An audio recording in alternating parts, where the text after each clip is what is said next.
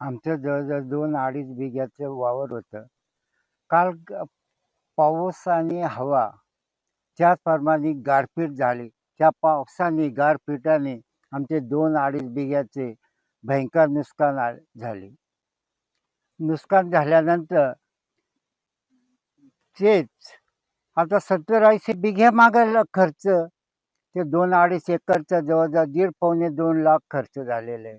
मजूरसुद्धा पळून गेलेले. त्यासाठी आमचे जे नुकसान झाले, ते नुकसान तर शेतकऱ्यांसाठी नाही देणार, पण त्यासाठी अनुदान तरी काहीतरी मिळायला पाहिजे. पंचनाम्यासाठी कोणी आलं होतं का? पंचनाम्यासाठी कालपासून एकही कोणी मीडियावाले म्हणा का कोणी आलेलं नाही.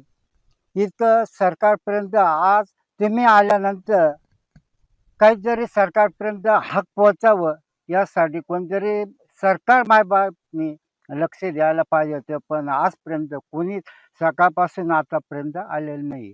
आमचे 2-2.5 बिघे कांदे आणि कालच्या अवकाळी पावसामुळे खूप नुकसान झाले. गारा पडल्या, वारा पण खूप होता आणि आता हे कांद्यांना गाराचा मार लागलेला आहे.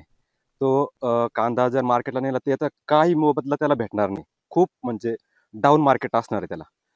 कारण असं प्रचंड प्रमाणात नुकसान झालंय त्याचं.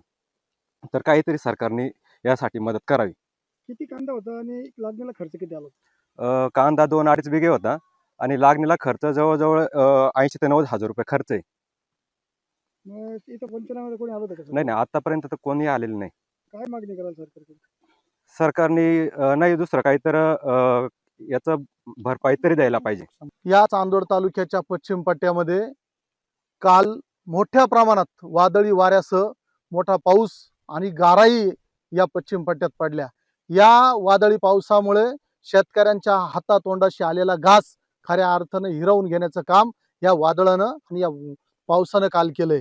आणि जो कांदा आता हे तुम्ही बघताय, शासनानं सांगावं हा कांदा मार्केटमध्ये जाईल आणि तो विकल्या जाईल आणि त्याचे 2 रुपये या शेतकऱ्याच्या पदरात पडतील, अशी अवस्था आहे का? या शासनानं यावं, बघावं. आणि ज्या शेतकऱ्यांच्या नावानं खऱ्या अर्थाने हे शासन राजकारण करते, हा देश कृषीप्रधान आहे असं गवगवाट करते, पण या कृषीप्रधान देशामध्ये या शेतकरी राजाची खऱ्या अर्थानं काय अवहेलना होत आहे हे बघण्यासारखं आहे. कारण हा पाऊस झालाय, काल ह्या कांद्याच्या काढणीचं काम चालू होतं आणि हा कांदा आज काढून मार्केटमध्ये गेला असता या शेतकऱ्याला 2 रुपये पदरात पडले असते. परंतु काल या गारांच्या पावसामुळे शेतकऱ्याच्या एकही रुपया खऱ्या अर्थानं पदरात पडणार नाही. याचमुळे शेतकरी कर्जबाजारी होतोय. वारंवार शेतकरी म्हणतोय का आम्हाला कर्जमुक्ती द्या, आमची कर्जमाफी करा. कर्जमाफी द्यायला तयार नसाल तर आमच्या कांद्याला, आमच्या पिकाला हमी भाव द्यावा. हमी भाव नसेल देता येत तर कमीत कमी आमचं झालेलं नुकसान शासनानं अनुदान रूपात तरी आम्हाला आज तरी देण्याची कृपा करावी. हे आव्हान मी आपल्या सर्व मीडिया मार्फत करतोय. कारण जर आज शासनानं आमच्याकडे लक्ष दिलं नाही तर आम्हाला सर्व शेतकऱ्यांना आत्महत्या केल्याशिवाय पर्याय नाही. हीच खरी अंतर्हाक आम्ही शासनाला आव्हान करतोय का शासनानं आम्हाला आज तरी मदत करावी.